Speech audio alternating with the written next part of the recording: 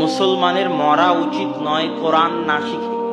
কোনো মুসলমান সন্তানের বড় হওয়া উচিত নয়, বেড়ে ওঠা উচিত নয় কোরআন না শিখে।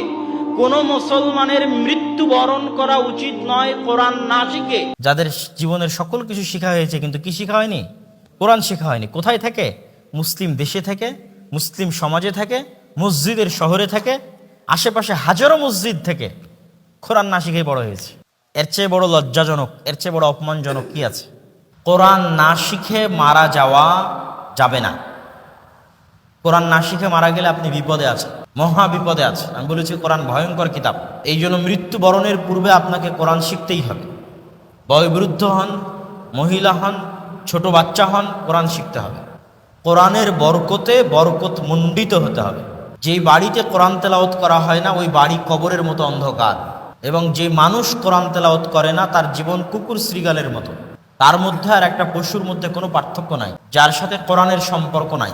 কোরআন শুধু মোহাম্মদ সাল্লাল্লাহু আলাইহি ওয়াসাল্লামের জন্য নয়, শুধু মাদ্রাসার ছাত্রের জন্য নয়, কোরআন তাবিজ কবজ বানিয়ে বিক্রি করার জন্য নয়, কোরআন চুমু দেওয়ার জন্য, বুকে লাগানোর জন্য নয়, কোরআন ওই ভাড়া করে ছাত্র ভাড়া করে নিয়ে এসে পড়ানোর জন্য নয়।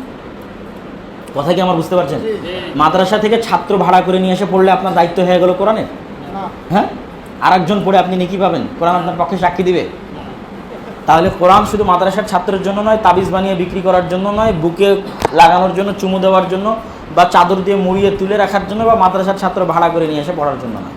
আমরা কোরআন পড়ার কথা বললে, কোরআন শিখার কথা বললে মানুষ মনে করে ছোট বাচ্চাদের শিখতে হবে। অনেক বড় ভুল ধারণা। এটা কেন ভুল ধারণা? কোরআন যখন প্রথম অবতীর্ণ হয় তখন আল্লাহর নবীর বয়স কত? 40। কোরআন যখন প্রথম অবতীর্ণ হয় খাদিজা রাদিয়াল্লাহু তাআলা আনহার বয়স কত?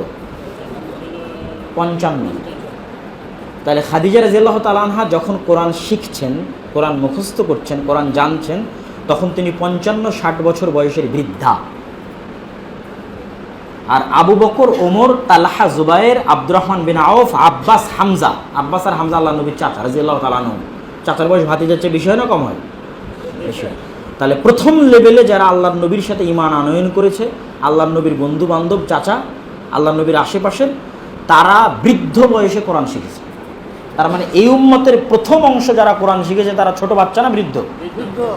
তাহলে আবু বকর, ওমর যদি বৃদ্ধ বয়সে কোরআন শিখে, তাহলে আপনি আপনার বাচ্চাকে মাদ্রাসায় ভর্তি করে দিতে পার পেয়ে গেলেন? হ্যাঁ, ছেলে মাদ্রাসায় ভর্তি করে দিয়ে শেষ, আর আমাকে কোরআন শেখা লাগবে না। বাচ্চাকে মক্তবে পাঠিয়ে দিয়েছে, আমাকে আর কোরআন শেখা লাগবে না। আবু বকর, ওমরের চাইতে আপনি বড় ইমানদার নন, আর খাদিজার চাইতেও আপনার স্ত্রী বড় ইমানদার নয়। তাহলে প্রথম পর্বটা বৃদ্ধ বয়সে কোরআন শিখেছে। তারপরে না তাদের ছেলে মেয়েরা যারা আছে তারা ছোট। আব্বাস যদি চাচা হয় তো চাচার ছেলে আব্দুল্লাহ বিন আব্বাস ছোট, ওরা পরে আসছে। প্রথমে যারা শিখেছে তারা বৃদ্ধ অবস্থায় শিখেছে, বয়স্ক অবস্থায় শিখেছে, শিখে তারা এটার প্রচার করেছে। ওমর, আবু বকর রাদিয়াল্লাহু তাআলা আনহু তারা বয়স্ক অবস্থায় কোরআন শিখে কোরআন প্রচার করেছে। তাহলে আপনি 30-40 বছর বয়সের অজুহাত দিয়ে পার পাবেন না। পৃথিবীতে কিছু মানুষ আছে যারা কার লোক? আল্লাহর লোক। তারা হচ্ছে যারা কোরআনের সাথে সবসময় উঠা বসা করে।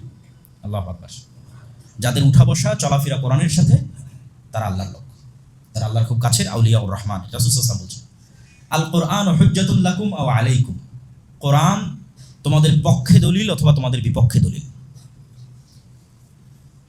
আমরা সিয়ামের কথা শুনেছি, এই যে সিয়াম আমাদের পক্ষে সাক্ষী দিবে, কিন্তু কোথাও হাদিসে বলা নাই যে সিয়াম আমাদের বিপক্ষে সাক্ষী দিবে। আর যে কোনো ইবাদতের ক্ষেত্রে এটাই পাওয়া যায় যে সেই ইবাদত যদি সাক্ষী দেয়, কথা বলে, পক্ষেই কথা বলবে। কোরআন একমাত্র ব্যতিক্রম যে যদি পক্ষে না বলে তাহলে কিসে বলবে? বিপক্ষে বলবে, চুপ থাকবে না। কোরআনের বিষয়ে চুপ থাকার কোনো দলিল কোরআন এবং হাদিসে নেই। সিয়াম রেখেছি, সিয়াম পক্ষে বলবে, রাখিনি, কথা নাই।